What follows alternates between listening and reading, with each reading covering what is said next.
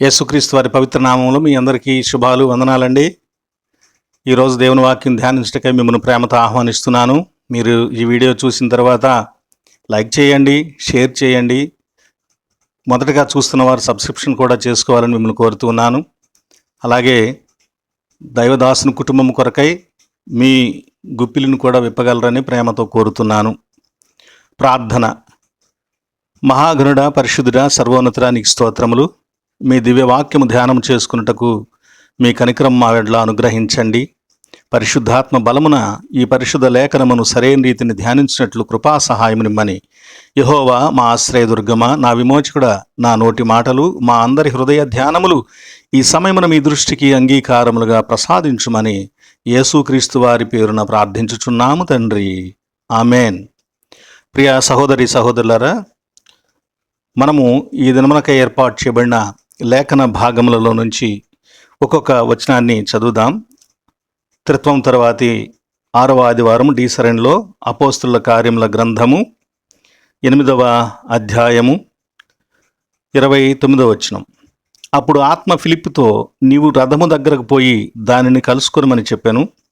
ఫిలిప్పు దగ్గరకు పరిగెత్తుకుని పోయి అతడు ప్రవక్త అయిన యెషయా గ్రంథమును చదువుచుండగా విని, నీవు చదువునది గ్రహించుచున్నావా అని అడుగగా, ఎవడైనను నాకు త్రోవ చూపుకుంటే ఎలాగూ గ్రహింపగలనని చెప్పి రథమెక్కి తనతో కూర్చుండమని ఫిలిప్పును వేడుకొనెను.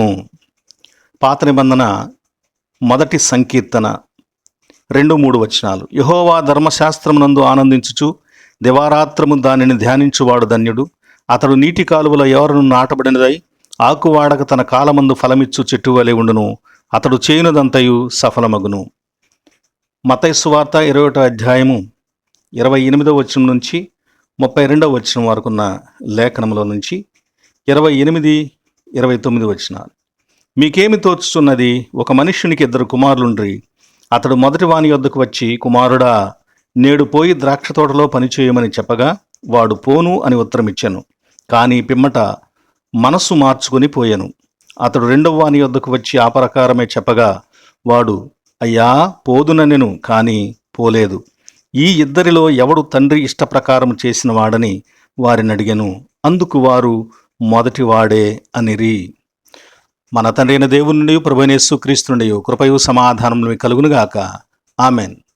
క్రీస్తునందు ప్రియులారా, యేసుక్రీస్తు వారి పవిత్ర నామంలో మరోసారి మీ అందరికీ శుభాలు, వందనాలండి. ఈరోజు మనం వాక్యాన్ని ధ్యానించే ముందు కొన్ని ప్రత్యేకమైన విషయాలు మీకు తెలియచేస్తాను. ఈ జూలై నెలలో మొదటి తేదీని వైద్యుల దినోత్సవంగా జరుపుకుంటూ ఉంటాం. మనం అందరం మంచి ఆరోగ్యంగా ఉండాలని మన కోసమై వైద్యం చేసే వైద్యులకు శుభాకాంక్షలు తెలియచేస్తున్నాను. అలాగే జూలై నెల 7వ తేదీ ఫర్గివ్నెస్ డే. ఇది ఎప్పటి నుంచి చేశారనేది తెలియదు, ఎక్కడెక్కడ దీన్ని అనుసరిస్తున్నారనేది తెలియదు. కానీ దీని ప్రారంభకులు ఎవరు అని అంటే యేసుక్రీస్తు వారే. ఆయన సువార్త ప్రారంభిస్తూనే పాప క్షమాపణ గురించి తెలియచేస్తూ ఉన్నాడు. జూలై 3వ తేదీ భారతీయ క్రైస్తవ దినోత్సవము.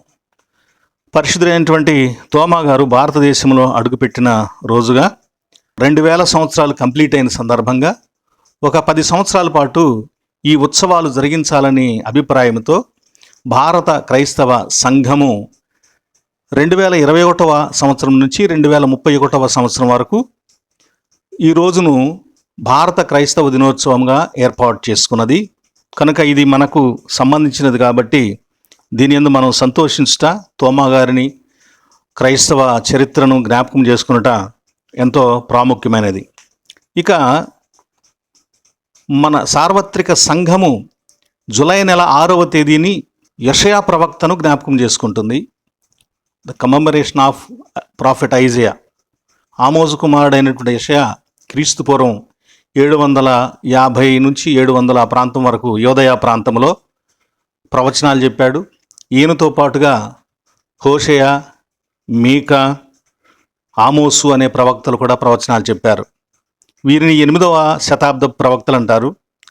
ప్రవక్తలందరిలో వీరి యొక్క శైలి, వీరి యొక్క బోధ కొంచెం దురుసుగాను, ఖండించినట్లుగాను ఉంటుంది.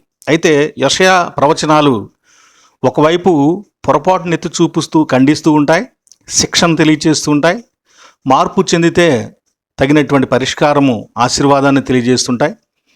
ముఖ్యంగా మెస్సియా గురించి యెషయా తెలియచేశాడు. ఆయనకు సంబంధించినటువంటి ప్రవచనాలు ఎన్నో కూడా తెలియచేశాడు. యేసు క్రీస్తు వారు కూడా నజరేతులో యెషయా గ్రంథములో నుంచే వాక్య భాగాన్ని చదివి నజరేతు మేనిఫెస్టో ప్రణాళిక అంటాం కదా, దాన్ని ఆయన నేడు మీ వినికిడిలో నెరవేరిందని కూడా తెలియచేశాడు. ఇక మన లూథరన్ సంఘానికి వచ్చేసరికి జూలై నెల 10వ తేదీ ఫాదర్ హయ్యర్ గారి యొక్క జయంతి, పుట్టినరోజు. కాబట్టి 10వ తేదీని మనమందరం కూడా ప్రత్యేకంగా ఫాదర్ హయ్యర్ గారి గౌరవంగా మన గృహాలలో ప్రార్థించుట, వారిని జ్ఞాపకం చేసుకొని మన బిడ్డలకు తెలియచేయుట మంచిదని కోరుతూ మీకు తెలియచేస్తున్నాను. ఇక ఈరోజు ఏర్పాటు చేయబడిన పరిశుద్ధ లేఖన భాగాలలో పాత నిబంధన ఇద్దరు వ్యక్తుల గురించి తెలియచేస్తుంది. ఒకటి సఫలత చెందిన జీవితం, రెండవది విఫల జీవితం. సఫలత చెందిన జీవితం దేవుని వాక్యాన్ని నిత్యము ధ్యానించే జీవితం, నీతి మార్గంలో నడిచే జీవితం, దేవుని మీద ఆధారపడిన జీవితం. ఆ జీవితాన్ని గురించి ఉదాహరణగా ఒక నీటి కాలువల ఒడ్డున ఉండే మొక్క ఎలా పచ్చగా ఎప్పుడు ఉంటుందో, చక్కగా ఫలాలు ఫలిస్తూ ఉంటుందో, అలా అతని జీవితం ఉంటుందని, అతడు చేసేదంతా సఫలమవుతుందని, సఫలీకృతమైనటువంటి జీవితం దేవుని యొక్క వాక్య ధ్యానములోనే, దేవుని నీడలోనే, దేవుని దగ్గరగా ఉండేటప్పుడు మాత్రమే ఉంటుందని తెలియచేయబడుతుంది. రెండవ విఫల జీవితము దేవుని వాక్యాన్ని ధ్యానించడం కాకుండా ఈ దుష్టుల ఆలోచన చొప్పున నడువక, పాపుల మార్గమును నిలువక, అపహాసకులు కూర్చుండు చోట కూర్చుండక అనే తెలియచేస్తూ ఉంటుంది.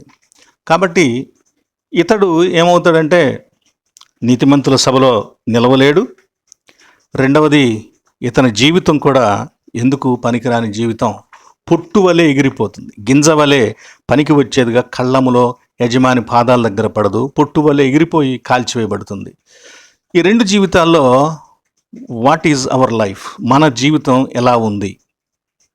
ఫిలిప్పు ఒక సంఘ పెద్ద. అపోస్తల కార్యముల గ్రంథము 6వ అధ్యాయంలో ఎలాంటి పెద్దలను ఎన్నుకున్నారంటే చాలా శ్రేష్టమైనటువంటి వారిని. 3వ వచనంలో, కాబట్టి సహోదరులారా, ఆత్మతోనూ జ్ఞానముతోనూ నిండుకొని మంచి పేరు పొందిన 7 మనుషులను మీరే ఏర్పరచుకొనుడి. 7 అనేది సంపూర్ణత. వారు ఎలాంటి వాళ్ళై ఉండాలంటే ఆత్మతో జ్ఞానముతో నిండుకున్న వారై ఉండాలి, మంచి పేరు కలిగిన వారై ఉండాలి, జీవితం పరిశుద్ధంగా ఉన్నవాళ్ళు కావాలి. కాబట్టి సంఘ పెద్దల యొక్క ప్రాధాన్యత ఇక్కడ, వారి జీవితం ఎలా ఉండాలనేది నిర్వచించబడింది 3 మాటల్లో.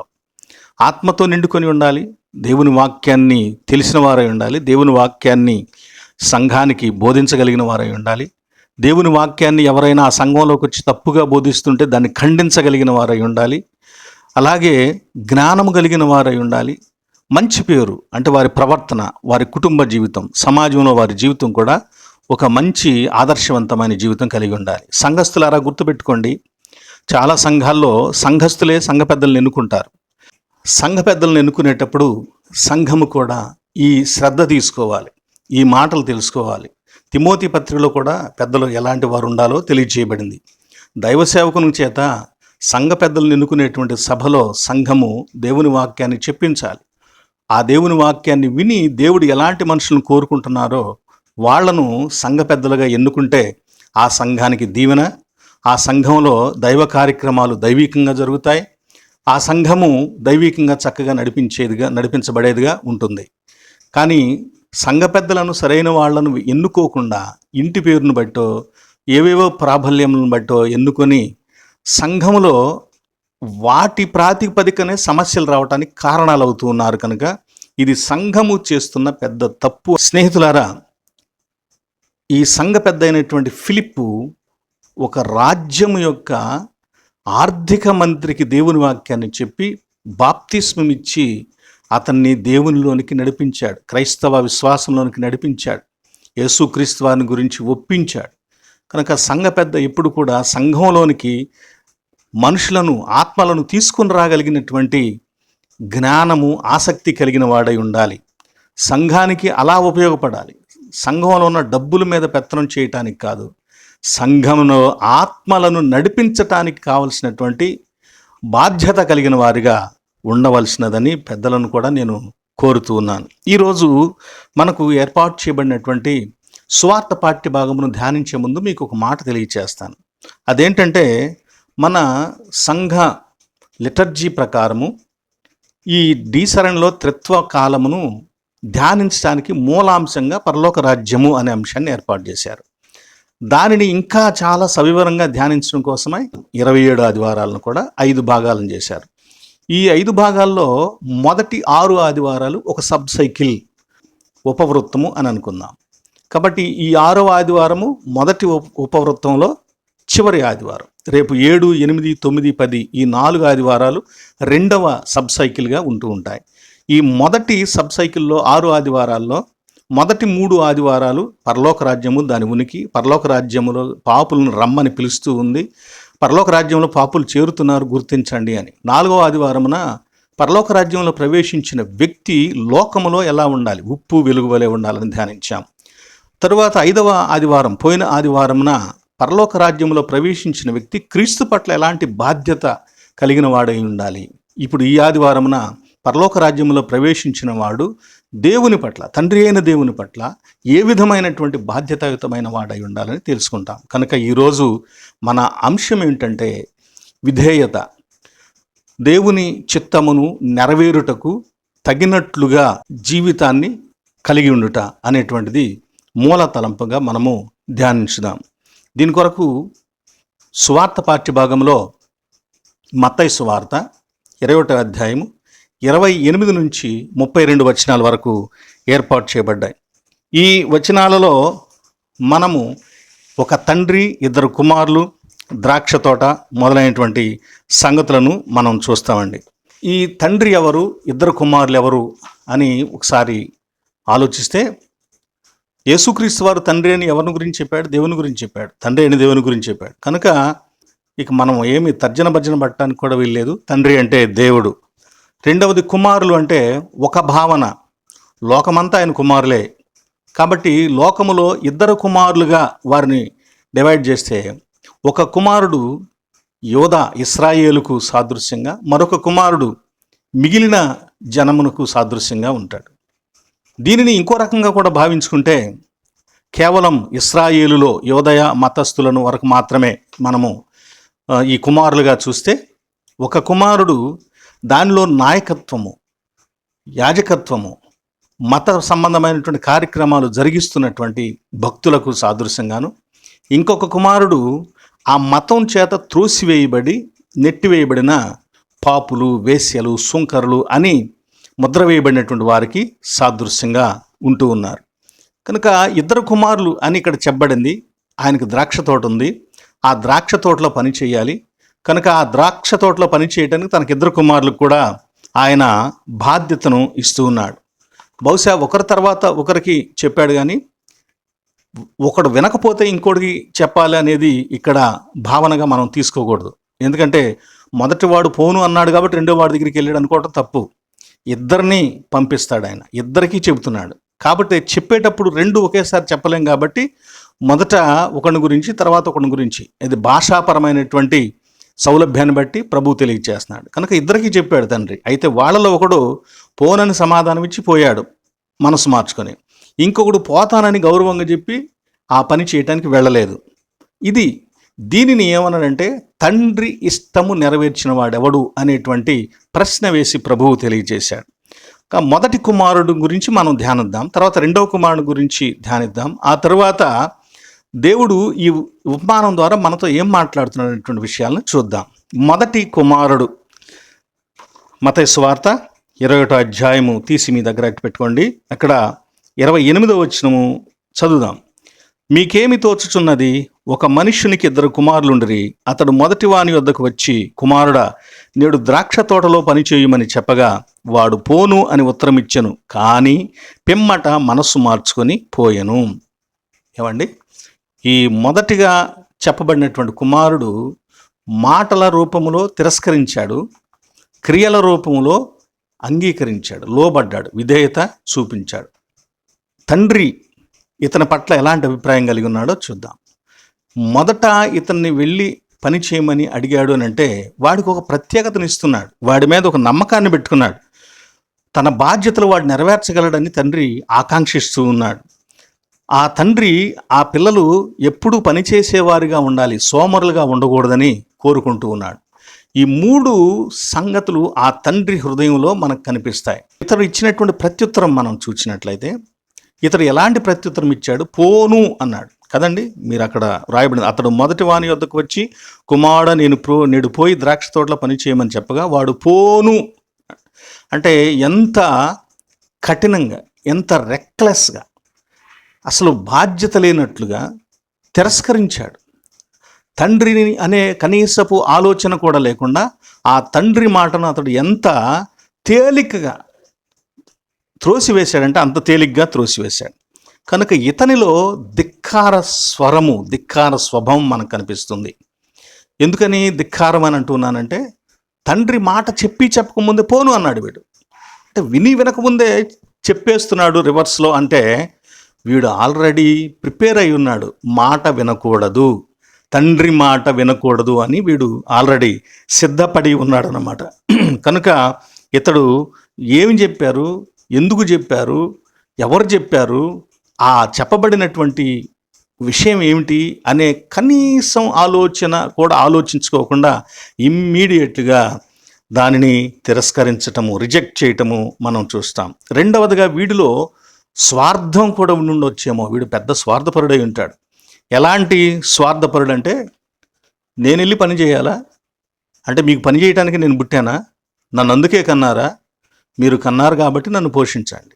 నాకు చాలా సుఖాలు కావాలి, సంతోషం కావాలి, నా ఫ్రెండ్స్తో నేను ఉండాలి, ఇలా నేను ఆనందించాలి. కనుక మీకు పుట్టినంత మాత్రాన మీరు నా చేత పని చేయించుకోవటానికి కాదు, మీరు నా అవసరాలు తీర్చడానికి తల్లిదండ్రులు, మీరు కన్నారు కాబట్టి నన్ను పోషించండి అనే ఒక స్వార్థపూరితమైన భావన కూడా వీడిలో ఉండవచ్చు. ఇలాంటి బిడ్డలు అలాంటి మాటలు మాట్లాడుతున్నప్పుడు తల్లిదండ్రుల హృదయాలు ఏమవుతాయి? బద్దలైపోతూ ఉంటాయి.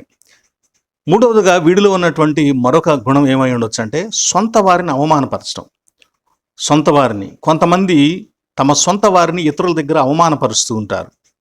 అంటే అలా ఇతరుల దగ్గర తమ సొంత వారి మీద పెత్తనం చేయటం, పెద్ద పెద్దగా మాట్లాడటం, అరవటం, వాళ్ళకంటే వీళ్ళేదో గొప్పవాళ్ళు అన్నట్లుగా, ఆ ఇంటిలో వీళ్ళదే పెత్తనం అన్నట్లుగా, అందరూ చెప్పుకోవాలనుకున్నట్లుగా, అందరికి తెలియాలన్నట్లుగా నలుగురు మధ్యలో ఇలా మాట్లాడటం తన బంధువుల యొక్క పరువు తీసేటువంటి లక్షణం, తన సొంత వారిని అవమానపరిచేటువంటి లక్షణం. చాలామందిలో ఇలాంటి దుర్లక్షణం ఉంటుంది. దీనికి వాళ్ళు ఏం చెబుతారంటే, నేను భయపడను, నేను ఎవరికైనా ముఖం మీద చెబుతా, నాకు అసలు భయపడాల్సిన అవసరం లేదు అని ఇలాంటి మాటలు మాట్లాడుతుంటారు. తప్పు. చెప్పు, కానీ చెప్పాల్సిన పద్ధతి ఉంటుంది. అంతేగాని అందరిలో ఏదో నేను లెక్క లేకుండా మాట్లాడగలను అని అనుకుంటే అది నువ్వు చేసే పెద్ద పాపం, పెద్ద తప్పు. ఈ కుమారుడు ఆ తండ్రిని ఎంతలా మాట్లాడంటే, నువ్వు నా దగ్గరకు వచ్చి చెబుతావా, నేను నీ మాట వినాలా అన్నట్లుగా ఒక రకంగా ఆయన్ని అవమానపరిచాడు. ఎందుకు అవమానపరిచాడని మాట్లాడుతున్నానంటే, మీరు ఈ వాక్యంలో చూడండి, 28వ వచనంలో, ఒక మనిషినికి 2 కుమారులు ఉండి, అతడు తన మొదటివాని యొద్దకు వచ్చి, కుమారుడా మొదటివాని యొద్దకు వచ్చి, అంటే వీడు ఎక్కడున్నాడో ఆ ఊరిలో ఒక మంచి సెంటర్లో ఉండొచ్చు, వాడి చుట్టూ వాడి ఫ్రెండ్స్ 10 మంది ఉండొచ్చు, వాడి ఫ్రెండ్స్లో తండ్రి యొక్క ఫ్రెండ్స్ పిల్లలు కూడా ఉండొచ్చు. వాళ్ళ ముందు, తన ఫ్రెండ్స్ ముందు, ఆ ఊర్లో ఉన్న మనుషుల ముందు తండ్రి వాడి దగ్గరకు వచ్చి మర్యాదగా, గౌరవంగా మాట్లాడుతూ ఉంటే ఆ తండ్రిని వాడు అవమానపరుస్తూ మాట్లాడాడు, ధిక్కరించాడు. కానీ తండ్రి ఎంత గొప్పవాడండి, తాను ఒక్క మాట కూడా మాట్లాడకుండా తిరిగి వెళ్ళిపోయాడు. ఎంతైనా ఆయన తండ్రి కనుక తాను చాలా విషయాలు తెలుసు కాబట్టి ఓర్చుకున్నాడు, వెళ్ళిపోయాడు. తెలివి లేకుండా ప్రవర్తిస్తున్నాడు వీడు. 4వదిగా తెలివి తక్కువగా ప్రవర్తిస్తున్నాడు. ఎందుకనంటే తండ్రి చెడు చేయమని చెప్పలేదు, పాడైపోమని చెప్పలేదు, వాడు చెయ్యలేని పని చెప్పలేదు, వాడి మీద ఏదో మొయ్యలేని భారం మోపలేదు. అది పూర్వీకుల నుంచి వచ్చేటువంటి ఆస్తి. దానిని ఆయన కాపాడాడు, దానిలో పని చేశాడు, దాన్ని వృద్ధి చేశాడు. తర్వాత ఈ కుమారులే చేసుకోవాలి కనుక వాళ్ళకి అప్పగిస్తున్నాడు, బాధ్యతలు ఇస్తున్నాడు. కానీ ఆ బాధ్యతలను తిరస్కరిస్తే ఆ ఆస్తి ఏమైపోద్ది? వాళ్ళ సొంత ఆస్తే కదా. కనుక తెలివి లేకుండా నాన్న చెప్పిన మాట ఎవరి ప్రయోజనం కోసం, ఎవరి భవిష్యత్తు కోసం అనేటువంటి ఆలోచన లేకుండా, తెలివి లేకుండా ప్రవర్తిస్తూ 10 మందిలో అవమానపరుస్తూ ఉన్నాడు. సామెతల గ్రంథం 17వ అధ్యాయం 21వ వచనంలో ఉంటుంది, బుద్ధిహీనుని కనువానికి వ్యసనము కలుగును, తెలివిలేని వాని తండ్రికి సంతోషము లేదు. 28వ అధ్యాయం 7వ సామెత, తుంటరుల సహవాసము చేయువాడు తన తండ్రికి అపకీర్తి తెచ్చును. వీడి యొక్క స్నేహాలు, వీడి యొక్క ఆలోచన, వీడి పనులు తండ్రికి అవమానాన్ని, వ్యసనాన్ని, బాధను, హృదయంలో ఒక భగ్న స్థితిని రగిలించాయి. అలాంటి భగ్న హృదయంతో, బాధతో తండ్రి తిరిగి ఇంకొకటి దగ్గరకు కూడా వెళ్ళి మాట్లాడుతున్నాడు. ఈ తండ్రి ఎవరికి చెప్పుకోవాలండి? ఆ తండ్రి బాధ ఎవరితో మాట్లాడాలి? ఆ చుట్టూ ఉన్న వాళ్ళతో చెప్పాడు అనుకోండి, అరే నేను తండ్రి అని కూడా చూడుకోకుండా, అక్కడ పొలం పాడైపోతే నష్టం వచ్చిందని కూడా చూడకుండా వీడు మాట్లాడుతున్నాడు, మీరన్నా బుద్ధి చెప్పండిరా అని వాళ్ళ చుట్టూ ఉన్న వాళ్ళతో మాట్లాడాడు అనుకోండి. ఒక తండ్రి తన కుమారుడికి బుద్ధి చెప్పడానికి, తెలివి చెప్పడానికి వేరొకళ్ళ దగ్గర ప్రాధేయపడాల్సినటువంటి అవసరమా?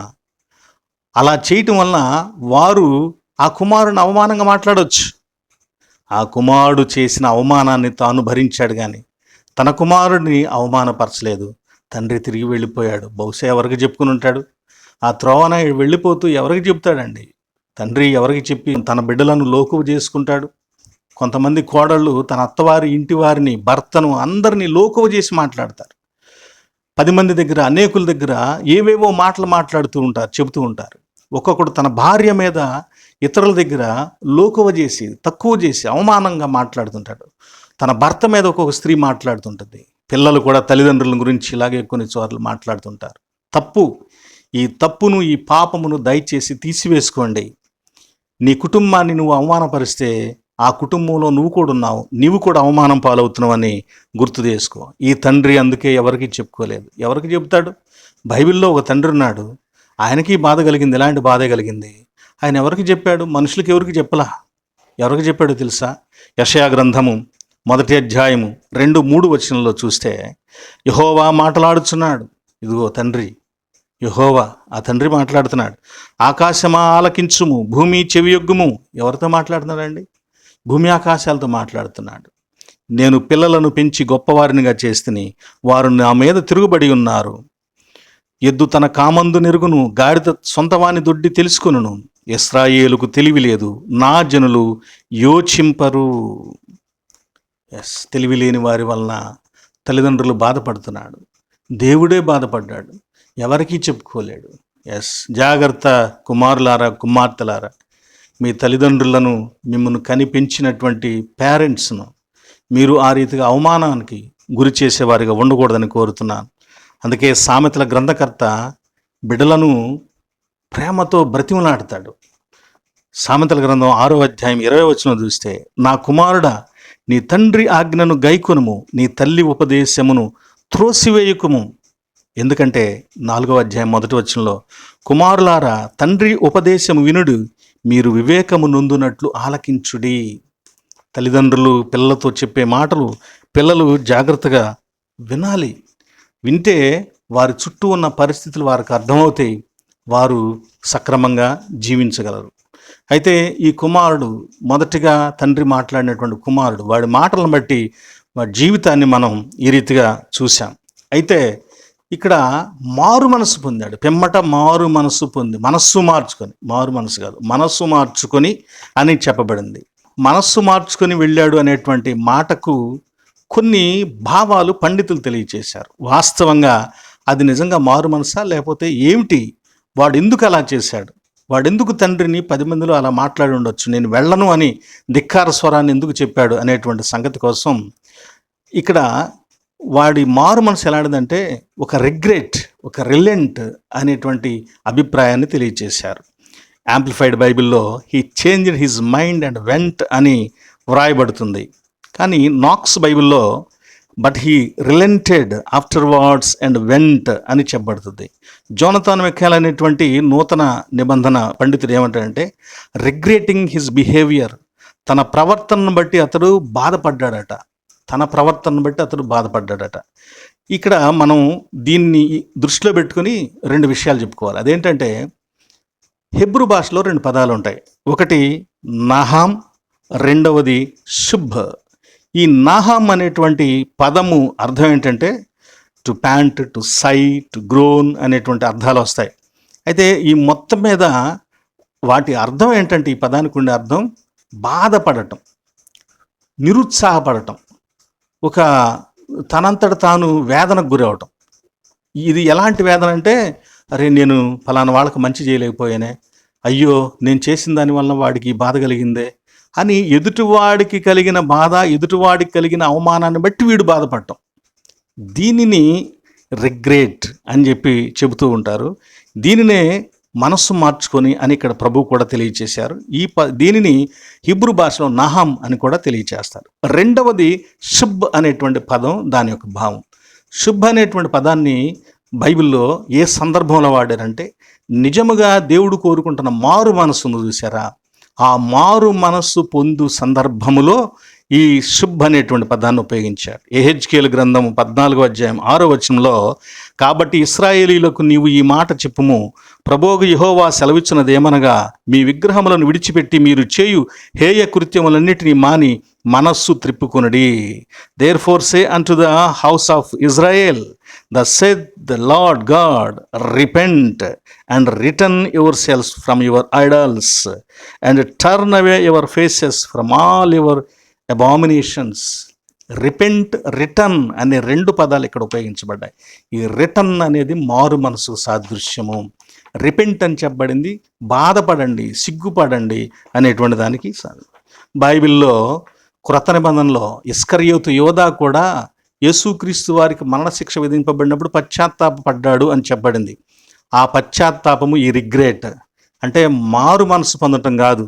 అయ్యో నేను చేసిన పని వల్ల యేసుక్రీస్తు వారికి మరణశిక్ష పడిందే, నేను ఎంత పొరపాటు చేశాను, దీన్ని ఎట్లయినా సరి చేసుకోవాలి అనేటువంటి ఒక తలంపు పుట్టటమే రిగ్రెట్. ఇక్కడ నేను వెళ్ళను అని చెప్పినటువంటి కుమారుడు తిరిగి వెళ్ళటంలో మనస్సు మార్చుకునే మాటలు ఉన్న అర్థం కూడా ఇదే. తండ్రిని నేను అవమానపరిచాను, నలుగురిలో మాట్లాడాను, ఆయన నాకేం చెప్పాడు, తప్పేం చెప్పాడు, వెళ్ళి నా తోటలోనే పనిచేయమని చెప్పాడు కదా, దానిలో తప్పేముంది, కనుక నా తండ్రికి మాటను గౌరవించలేదే నేను అని బాధపడ్డాడట. తాను చేసిన తప్పును గురించి తాను బాధపడి తండ్రిని బాధ పెట్టాను అనేటువంటి ఒక ఆలోచనకు వచ్చి వెళ్ళి పని చేయడానికి నిర్ణయించుకుని వెళ్ళాడట. దీనిని మరొక భావంలో కూడా చెప్తారు.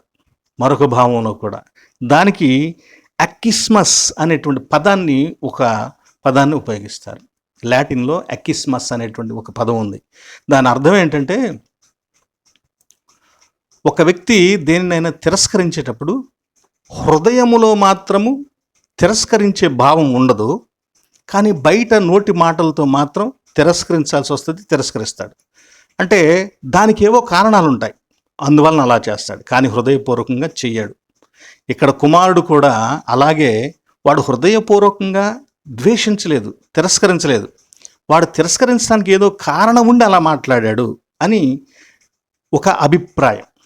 చూద్దాం, ఇది కూడా చాలా న్యాయంగా ఉంటుంది. ఎలాగూ అని అంటే, మనకి పరిశుద్ధ గ్రంథంలో మత్తయి సువార్త 15వ అధ్యాయంలో ఒక అన్యురాలు యేసుక్రీస్తు వారిని తన కుమార్తెను బాగు చేయమని కానాను స్త్రీ ప్రార్థించిన సందర్భం మనకందరికీ తెలుసు కదా.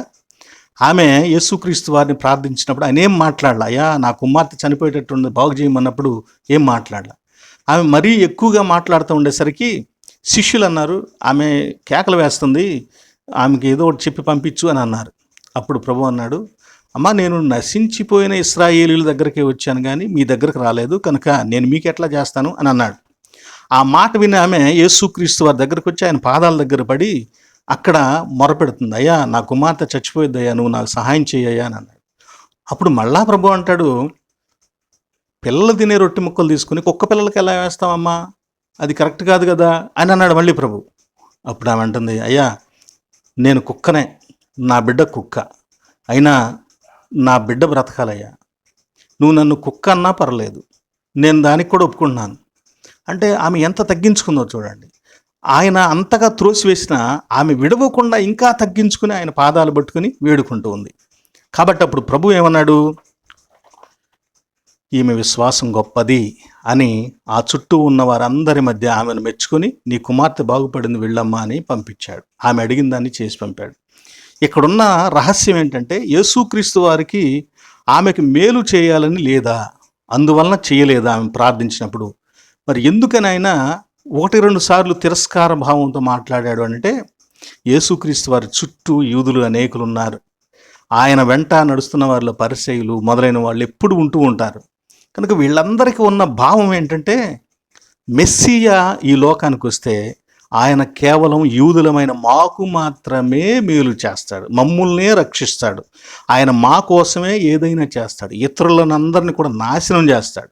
కనుక మెస్సియా మావాడు, కేవలం మా కోసమే పనిచేసేవాడు, మా దేవుడు కూడా మావాడు, మాకు మాత్రమే మేలు చేస్తాడు, మీరెవ్వరికీ మా దేవునితో సంబంధం లేదు, మీరు రావటానికి వీల్లేదు అనే ఒక అహంభావం, ఒక డాంబిక వేషధారణ వాళ్ళలో ఉంటూ ఉంటుంది. కనుక వాళ్ళందరిలో మెస్సియా అందరివాడు, దేవుడు అందరివాడు, దేవుడికి అందరూ కావాలి, దేవుడు అందరికీ కావాలి, అది మీరు తెలుసుకోవాలనేటువంటి ఒక అభిప్రాయం వాళ్ళలో కలగటం కోసమై, వారిలో ఉన్న ఆ చెడు తలంపును ఎత్తి చూపించి తీసివేయటం కోసమై ప్రభు ఇలా మాట్లాడాడు. అమ్మా నేను ఇశ్రాయేల్ దగ్గరికి వచ్చాను అని అంటున్నాడంటే, వీళ్ళందరూ అనుకుంటున్నారు ఇశ్రాయేల్ దగ్గరికి వచ్చావు నువ్వు ఇశ్రాయేల్కి మేలు చేయాలని, కనుక వీళ్ళందరూ ఇలా అనుకుంటున్నారమ్మా అని మాట్లాడుతున్నారు అన్నమాట. ఒక రకంగా ఈ మాటల వెనక ఆయన హృదయపూర్వకంగా ఆమెను ద్వేషించలేదు, తిరస్కరించలేదు, కానీ మాటలు ఎదుట ఉన్న కారణాన్ని బట్టి అలా మాట్లాడు. అలాగే ఇక్కడ చిన్న కుమారుడు కూడా ఎందుకు నేను పోను అని అన్నాడంటే, చెప్పకముందే ఇంకోటి ఉన్నాడు కుమారుడు, వాడి ప్రవర్తన బట్టి వీడు చెప్పి ఉండొచ్చు అన్నమాట. అంటే వాడు ఎలాంటి వాడై ఉండొచ్చు, పని అంత వాడే చేస్తున్నట్టుగా ప్రాపగాండ చేసుకునేవాడు అయి ఉండొచ్చు. ఒక్కొక్క పిల్లలకున్న లక్షణం, అన్నదమ్ముల మధ్య అక్క చెల్లెళ్ళ మధ్య ఉండేటువంటి ఒక దుర్లక్షణం ఏంటంటే, నిజంగా మంచి వాళ్ళ మీద బ్లేమ్ వేయటం, వాడి మీద చాడీలు చెప్పటం. అంటే నాన్న రాగానే తీసుకుని వీళ్ళు మంచినీళ్ళు ఇస్తారు, కావాల్సినవి కాసేపు చూస్తారు, అలా ఐస్ చేసేస్తారు తండ్రిని. ఇక మిగిలిన వాళ్ళ మీద బ్లేమ్, ఎడిదిరిగి వీడు చేస్తున్నాడు కాబట్టి ఇంకోటి రాలేడు, కనుక తండ్రి కూడా అనుకుంటాడు వాడే ఏదో అనుకుంటూ ఉంటాడు, వీడు చెప్పిన మాటలు వింటుంటాడు, వీడి మాటలు విని వాడిని తిడుతూ ఉంటాడు, వీడు పాడు చేసి వస్తువును వాడి మీద చెబుతూ ఉంటాడు. ఇలాగూ తల్లిదండ్రుల దగ్గర కూడా పిల్లల్లో కొంతమంది వాళ్ళు మంచి వాళ్ళైనట్లుగా తమను తాము నిరూపించుకోవటానికి మంచి వాళ్ళైన తన సహోదరుల మీద బ్యాడ్ ప్రాపగాండా చేస్తూ తమ చెడును దాచుకుంటూ తల్లిదండ్రులను మభ్యపెడుతూ ఉంటారు. తల్లిదండ్రులారా జాగ్రత్త, పిల్లల మాటలు జాగ్రత్తగా, వాళ్ళ భావాలు వాళ్ళ ఉద్దేశాలు పుట్టినప్పటి నుంచి కూడా మనకు తెలుసు, కనుక జాగ్రత్తగా మనం ఆలోచించాలి, వారి మాటలను జాగ్రత్తగా స్వీకరించాలి. మరొక బిడ్డ మీద మనం వీడి మాటలు విని మాట్లాడేటప్పుడు అది మనం అన్యాయంగా మన బిడ్డలను మనం మాట్లాడితే వాడి హృదయం ఎంతో ఘోషిస్తుంది. కాబట్టి నీ పిల్లల మాటలను నీవు జాగ్రత్తగా పరిశీలన చేసి ఎంతవరకు సత్యముందో పరిశీలించి గద్దించాల్సినటువంటి అవసరం మనకున్నది. ప్రియ సహోదరి సహోదరులారా, వీడు కూడా అలాగే ఆ పని చేయకపోయినా చేసినట్లుగా అంతా తనే చేస్తున్నట్లుగా తండ్రి దగ్గర కూడా చెప్పుకుంటూ ఉండొచ్చు, ప్రజల్లో చెప్పుకుంటూ ఉండొచ్చు. కనుక వీడు అంటున్నాడు, వాడున్నాడుగా అంత పని చేసేది వాడినంటగా, వాడికి చెప్పుకో నేను వెళ్ళను అని అన్నాడు అనమాట. ఇది వాడి మాటలో ఉన్నటువంటి భావం. అకిస్మస్ అనేటువంటి మాట, ఆ భావన ఈ కుమారుడికి చక్కగా సరిపోతుందని పండితులు తెలియచేశారు. కనుక వీడు హృదయపూర్వకంగా తండ్రిని తిరస్కరించలేదు. ఒకవేళ తిరస్కరించినా వాడు బాధపడ్డాడు, అయ్యో మా నాన్నని నేను నలుగురిలో రాను, నేను చేయనని త్రోసివేసానే, ఒక మంచి మాట చెబితే నేను మాట వినలేదే అని తెలుసుకొని, వాడు తప్పు తెలుసుకొని వెళ్ళి పని చేశాడు. కనుక వీడు చాలా గొప్పవాడు. మారు మనసు పొందటం, మనసు మార్చుకోవటం అనేది గొప్ప వ్యక్తి లక్షణం. మార్పు చెందకుండా మారినట్లుగా నటించటం అనేది దయ్యపు లక్షణం. ఒకవేళ నీవు అలాంటి లక్షణం కలిగి ఉంటే జాగ్రత్త. నిజమైన మార్పు పొందటానికి పిరికివాడిలాగా ఉండొద్దు. మార్పు చెంది ధైర్యంగా, క్రమంగా, పరిశుద్ధంగా, నీతిగా జీవించాలని కోరుతున్నాను. రెండవ కుమారుని గురించి కూడా ధ్యానం చేద్దాం. ఈ రెండవ కుమారుడు వాడు చాలా గౌరవంగా మాట్లాడాడు. ఏమన్నాడు? అయ్యా పోదును. 30వ వచనంలో 3వ లైన్లో చూస్తే, అయ్యా పోదునని చెప్పాను కానీ పోలేదు. అంటే మాటల్లో పొలైట్నెస్, మర్యాద, గౌరవం, తండ్రి దగ్గర మాట్లాడటంలో చాలా గౌరవంగా, నేర్పరితనంగా మాట్లాడుతున్నాడు. రెండవది అసలు ఇమ్మీడియట్లుగా అంగీకరించినట్లుగా, తిరస్కారమే లేనట్లుగా, తండ్రి మాటకు అంత విధేయత కలిగిన వాడై ఉన్నట్లుగా తనను ప్రదర్శించుకుంటున్నాడు. ఈ కుమారుడు దగ్గర కూడా ఆయన వచ్చాడు. రెండో వాని యొద్దకు వచ్చి అంటే వీడు కూడా ఎక్కడున్నాడో అక్కడికి ఆయన తండ్రి వెళ్ళాడు. అక్కడ వాళ్ళందరి మధ్యలో తండ్రిని గౌరవించాడు, లోబడుతున్నట్లుగా నటించాడు. తర్వాత తండ్రి గౌరవాన్ని కాపాడి తద్వారా తాను కూడా గౌరవాన్ని పొందుకున్నాడు. చాలా తెలివిగా మోసకారులు నటిస్తూ ఉంటారు. మోసకరమైనటువంటి వ్యక్తులు చాలా తెలివిగా యుక్తిగా ఉంటారు. యేసుక్రీస్తు వారు అందుకే ఈ లోక మనుషులు, వ్యక్తులు, ఈ లోక కుమారులు ఎంత యుక్తిగా ఉన్నారో జాగ్రత్తగా ఉండండి అని తెలియచేస్తాడు కదా, స్టీవర్డ్షిప్ని గురించి తెలియచేసేటప్పుడు. వీడిలో అతి వినయం దూరత లక్షణం ఉన్నట్లుగా వీడిలో అలాంటి దుష్ట లక్షణం సమృద్ధిగా ఉంది. తండ్రిని ఏమార్చటం, మభ్యపెట్టడం, తల్లిదండ్రులను మభ్యపెట్టి తాను చేసే పని ఏదో ఆ తప్పును తాను చేయటం, కానీ మంచి చేస్తున్నట్లుగా తల్లిదండ్రుల హృదయాల్లో ముద్ర వేయటం. ఇది వీడు తనంతట తాను మోసం చేసుకుంటున్నాడు.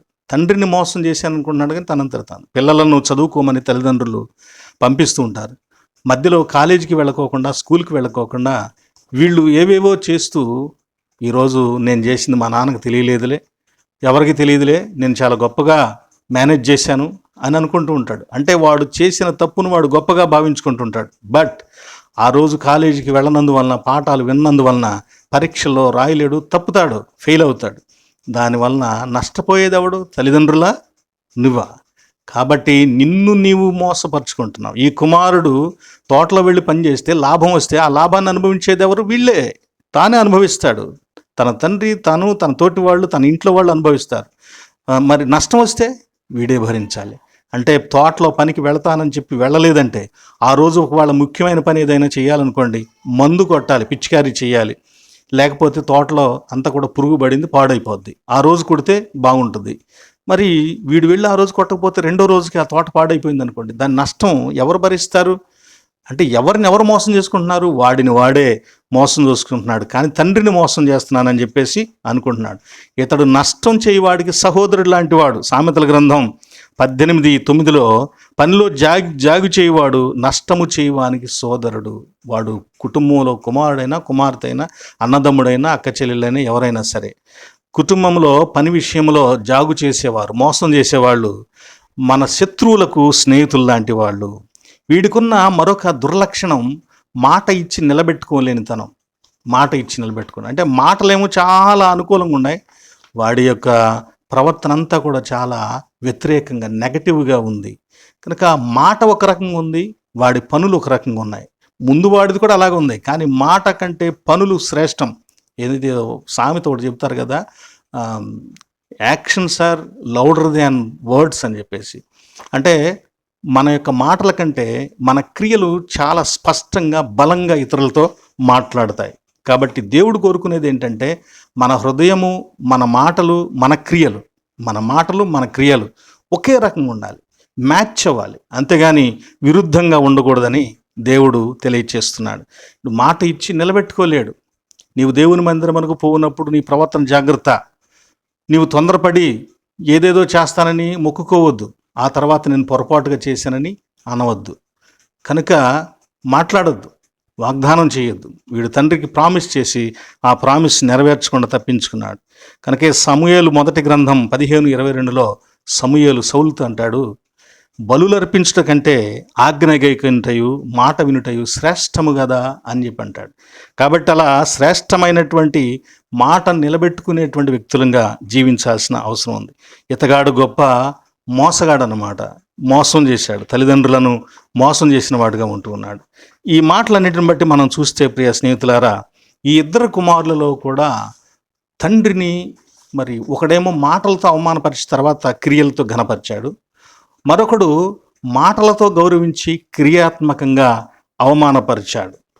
ఇక్కడ ప్రభువైన యేసుక్రీస్తు వారు ఈ ఉపమానాన్ని ఎందుకు చెప్పాడనంటే, ఆయన జయోత్సవంతో వచ్చినప్పుడు దేవాలయంలోకి వెళ్ళి గువ్వలు, పావురములు అమ్మే వాళ్ళ బల్లలు త్రోసివేశాడు, రోకలు మార్చేవారి బల్లలు త్రోసివేశాడు.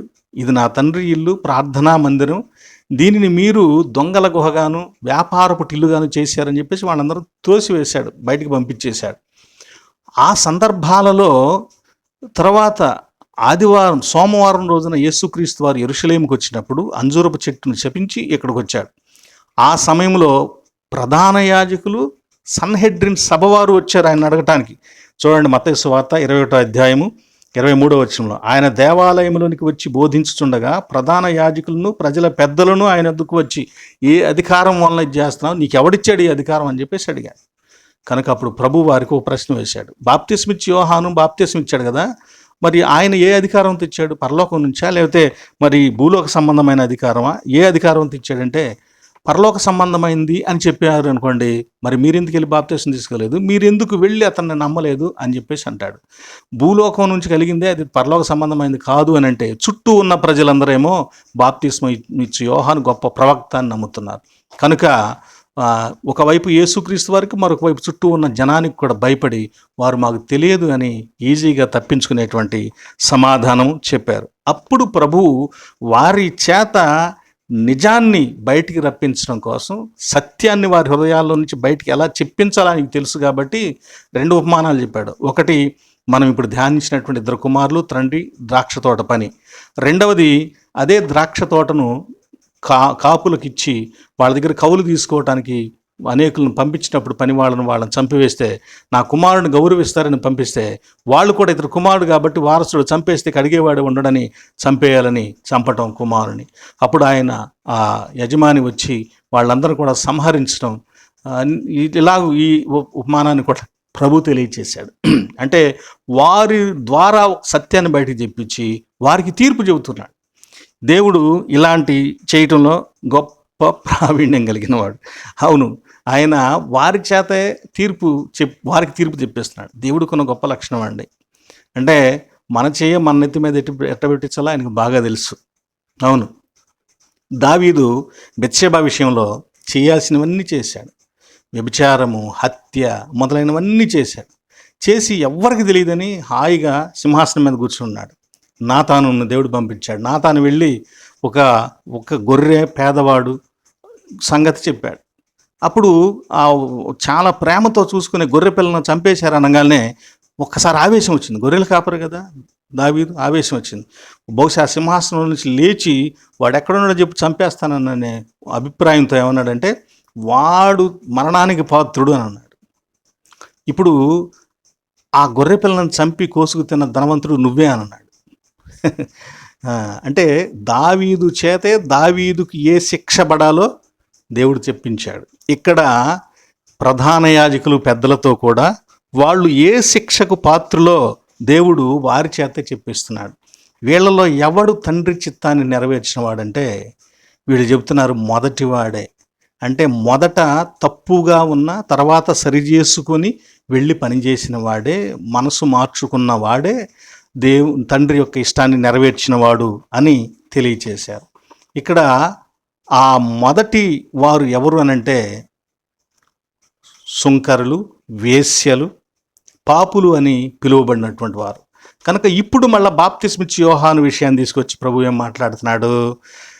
మరి బాప్తిస్మిచ్చి యోహాను బోధించుచు ఉన్నప్పుడు పాపులు, సుంకరులు వీళ్ళందరూ వెళ్ళి మారు మనసు పొంది, మనసు మార్చుకొని బాప్తిసం పొంది క్రమంగా జీవిస్తున్నారు కదా, మరి వాళ్ళు పరలోక రాజ్యానికి వెళతారు. మీరు వాళ్ళు అలా చేయటం చూచి కూడా కనీసం మీరు తెలుసుకోలేదు, పైగా మీరు దానిని అంగీకరించలేదు, స్వీకరించలేదు. ఎవడైనా నమ్మాడా? అధికారుల్లో ఎవడైనా విశ్వసించాడా అని మీరు నమ్మకపోవటాన్ని ఇంకా గొప్పగా చెప్పుకున్నారు. కాబట్టి మీకంటే ముందు వాళ్ళు పరలోక రాజ్యంలో ప్రవేశిస్తారు. మీరు ఎవరంటే రెండవసారి మర్యాదగా మాట్లాడి పని చేయని కుమారులు, వేషధారులు. మీ మాటలు బాగున్నాయి అంటే మీ హావభావాలు, మీ మాటలు ఎంతో బాగున్నాయి. దేవాలయంలోకి వస్తున్నారు, ప్రార్థనలు చేస్తున్నారు, జనమందరి ముందు నన్ను పొగుడుతున్నారు, గొప్పగా మాట్లాడుతున్నారు, బోధిస్తున్నారు, పాటలు పాడుతున్నారు, భక్తుల వలె కానుకలు ఇస్తున్నారు, అన్నీ ఏవేవో చేస్తున్నారు. కానీ మీ జీవితం, మీ ప్రవర్తన మాత్రం మార్పు లేదు. నేను కోరుకుంటున్న జీవితం మీలో లేదు. మీరు మాటలకే దేవుని యందు భయభక్తులు నిలిపిన వారు కానీ, తండ్రికి కుమారులు కానీ, మీరు క్రియల విషయంలో కుమారులు కాలేదు. కాబట్టి అలాంటి వారికి ఆ ద్రాక్ష తోటలోకి వెళ్ళే అవకాశం లేదు. వాళ్ళంతా వాళ్లే కోల్పోయారు వెళ్లకుండా. కనుక మీకంటే ముందు మేము పాపులం, మేము తండ్రికి వ్యతిరేకంగా జీవిస్తున్నామని తెలుసుకున్న వాళ్ళు నమ్మి లోబడి వెళ్ళి తండ్రికి లోబడి అక్కడ ద్రాక్ష తోటలో పనిచేశారు, ద్రాక్ష తోటలో ఆనందించారు. ద్రాక్ష తోట అంటే ఫలాలు ఇస్తుంది, మంచి రసాన్ని ఇస్తుంది. ఆ ద్రాక్ష రసం తాగటం వలన బలపడతారని, ద్రాక్షరసం త్రాగుట వలన హృదయానికి ఆనందం కలుగుతుందని మనము బైబిల్లో నుంచి చూస్తాం. ఆనందం ఇచ్చేది లోకంలో ఏముంది అని అంటే ఒకే ఒకటి లోకంలో మనకు ఆనందాన్ని కలిగించేది ఉన్నదని పౌలు భక్తుడు తెలియచేస్తాడు. రోమపత్రిక 14వ అధ్యాయం 17వ వచనంలో చూస్తే, దేవుని రాజ్యము భోజనమును పానమును కాదు గాని నీతియును సమాధానమును పరిశుద్ధాత్మ యందలి ఆనందమునై ఉన్నదని తెలియచేస్తున్నాడు. కాబట్టి పరలోక రాజ్యం, ద్రాక్ష తోట అంటే పరలోక రాజ్యం. ఆ పరలోక రాజ్యంలో ఫలానా వాళ్ళే వెళ్ళాలని దేవుడు పక్షపాతంతో ఏమి చెప్పటలేదు, స్వార్థంతో ఏం చెప్పట్లేదు. ఆయన అందరికి అవకాశం ఇస్తున్నాడు, ఇద్దరికి అవకాశం ఇచ్చాడు. కానీ ఇద్దరిలో ఒకడు మాత్రమే వెళ్ళగలిగాడు. ఒకడు వెళ్ళటానికి నిశ్చయించుకోలేదు, పైగా వెళుతున్నట్లుగా నటించాడు. అంటే తనకు తాను మోసం చేసుకున్నాడు. ఇక్కడ వీరెవరంటే వేషధారణ భక్తులు. భక్తిని కేవలం ఏదో అవసరం కోసమై యేసునామమును ఉపయోగించుకునే వారలారా, వేషధారులారా, మీ అంతటా మీరే మేమే నిజమైన భక్తులము, మేమే అసలైన భక్తులము, నేను చేసేది అసలైన భక్తి అనుకునే వారలారా, ఇతరులను తృణీకరించే వారలారా, నిత్య జీవాన్ని కోల్పోతున్నారని గుర్తుపెట్టుకోండి. దేవుడు ఎవరికి నిత్య జీవాన్ని ఇస్తున్నాడంటే ఇదే అధ్యాయంలో మత్తయి సువార్త 21వ అధ్యాయం 43వ వచనంలో, దేవుని రాజ్యము మీ యొద్ద నుండి తొలగింపబడి దాని ఫలమిచ్చు అన్యజనులకు ఇయ్యబడుతుందని చెప్పాడు. కనుక జాగ్రత్త, పరలోక రాజ్యము నుండి తప్పించుకుంటున్నామేమో. పరలోక రాజ్యములో ప్రవేశించి ఆ పరలోక రాజ్య వాసిగా తండ్రికి లోబడి జీవించు. ఈ ఆదివారము చెప్పబడుతున్నటువంటి ఈ విషయాలన్నిటి లోపల దాగి ఉన్న సంగతి ఏంటంటే, ఈ ఉపమానంలో దేవుడు కోరుకుంటుంది ఏమిటంటే ఒబీడియన్స్, విధేయత కలిగి ఉండటం, తండ్రి మాటను గౌరవించటం, ఆ మాటకు విధేయత చూపించటం, తండ్రి చిత్తాన్ని నెరవేర్చటం. విశ్వాసి ఈ లక్షణాన్ని దేవుని పట్ల కలిగి ఉండాలి, తండ్రి పట్ల కలిగి ఉండాలి. వాడే పరలోక రాజ్యాన్ని స్వతంత్రించుకునేవాడు. కనుక మనం కూడా అలా విధేయత చూపించి ఆయన చిత్తానికి లోబడే విశ్వాసులు ఉండి దేవుని యొక్క కృపను పొందుకుందాం. దేవుని మాటకు, దేవుని యొక్క వాక్యానికి, దైవజనుడిగా ఫిలిప్పు చెప్పిన మాటకు నపుంసకుడు లోబడి ఆ మాటను అంగీకరించి బాప్తిసం తీసుకుని సంతోషంగా రక్షింపబడి వెళ్ళాడు. నిత్య జీవములో పరలోక రాజ్యాన్ని సొంతం చేసుకున్నాడు. ఈరోజు మరి నీవెలా ఉంటావు? రెండవ కుమారుడు వలె మోసకారిగా, వేషధారిగానే ఇంకా ఉంటావా? లేక మొదటి కుమారుడు వలె ఇప్పుడైనా మనసు మార్చుకొని తండ్రికి తగినట్లుగా సరి చేసుకొని విధేయత చూపిస్తావా?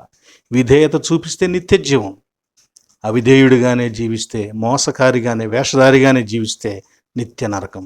దయచేసి మిమ్మల్ని కోరుతున్నాను, బ్రతిమలాడుతున్నాను, వేషధారుల వలె ఉండొద్దు.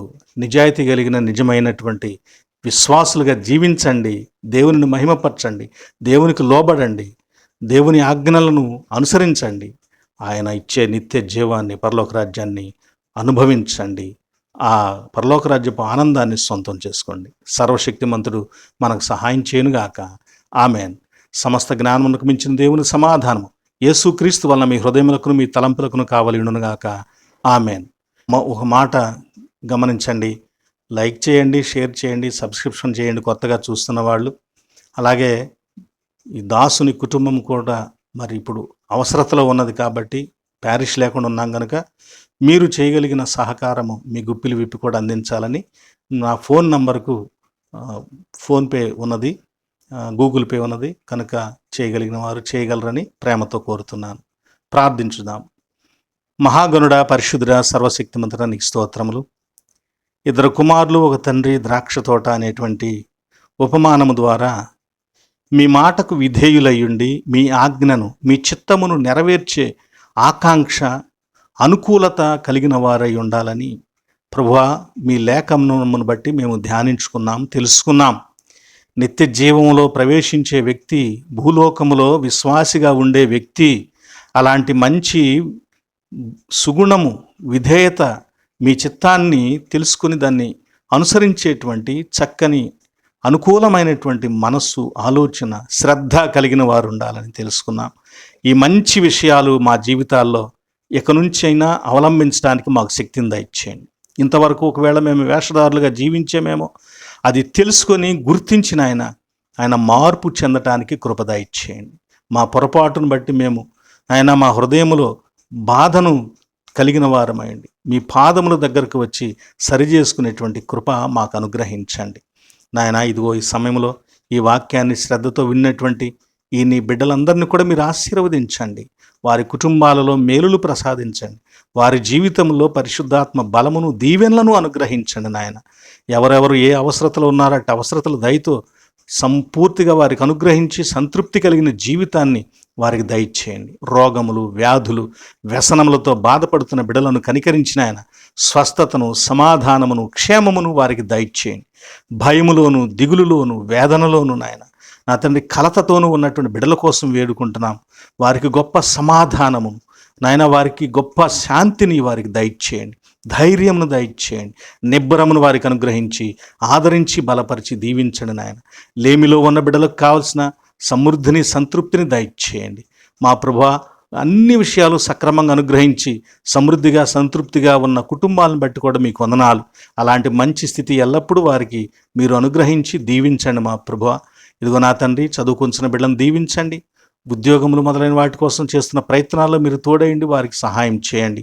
అయా, ఈ వీడియో చూస్తూ అనేకులకు తెలియచేస్తున్న నీ కుమారులందరినీ కూడా మీరు ఆశీర్వదించమని, మీ దాసుని కుటుంబాన్ని కూడా జ్ఞాపకం చేసుకుని దీవించి ఒక మంచి ప్యారిష్లోకి వెళ్ళి పరిచర్య చేయడానికి కూడా మార్గాలు తెరిచి ఆశీర్వదించమని, మీ చిత్తమైతే మరో పర్యాయం మేము కలుసుకునేటువంటి కృప మాకు దయచేయమని, నా తండ్రి, మాకు ప్రార్థనలు ఆలకించి సహాయం చేసే దేవుడు అయిన నీ యందు విశ్వాసం ఉంచుచు మీకు మహిమ, ఘనత, ప్రభావాలు చెల్లించుకొనుచు యేసు నామమున వేడుకొంచున్నాము తండ్రి.